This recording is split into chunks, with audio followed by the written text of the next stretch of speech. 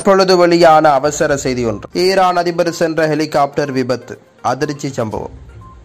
Iran அதிபர் Ebrahim Raisi இவர் இன்று காலை அண்டை நாடான அஜர்பைஜானுக்கு சென்றிருந்தார்.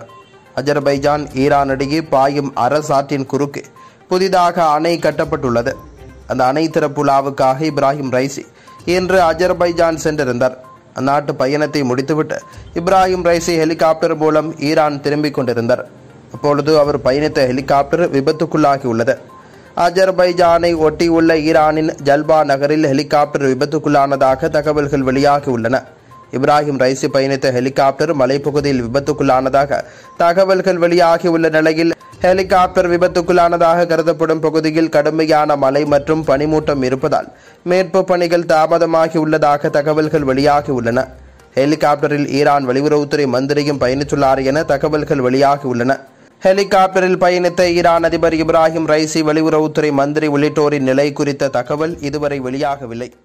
மீண்டும் இந்த செய்தி. தற்பொழுது வெளியான அவசர செய்தி ஒன்று. ஈரான் அதிபர் சென்ற ஹெலிகாப்டர் விபத்து, அதிர்ச்சி சம்பவம். ஈரான் அதிபர் இப்ராஹிம் ரைசி இவர் இன்று காலை அண்டை நாடான அஜர்பைஜானுக்கு சென்றிருந்தார். அஜர்பைஜான் ஈரான் இடையே பாயும் அரசாற்றின் குறுக்கே புதிதாக அணை கட்டப்பட்டுள்ளது. அந்த அணை திறப்பு விழாவுக்காக இப்ராஹிம் ரைசி இன்று அஜர்பைஜான் சென்றிருந்தார். அந்நாட்டு பயணத்தை முடித்துவிட்டு இப்ராஹிம் ரைசி ஹெலிகாப்டர் மூலம் ஈரான் திரும்பிக் கொண்டிருந்தார். அப்பொழுது அவர் பயணித்த ஹெலிகாப்டர் விபத்துக்குள்ளாகியுள்ளது.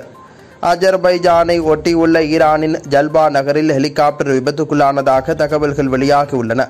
இப்ராஹிம் ரைசி பயணித்த ஹெலிகாப்டர் மலைப்பகுதியில் விபத்துக்குள்ளானதாக தகவல்கள் வெளியாகியுள்ள நிலையில் ஹெலிகாப்டர் விபத்துக்குள்ளானதாக கருதப்படும் பகுதியில் கடுமையான மழை மற்றும் பனிமூட்டம் இருப்பதால் மீட்பு பணிகள் தாமதமாகியுள்ளதாக தகவல்கள் வெளியாகியுள்ளன.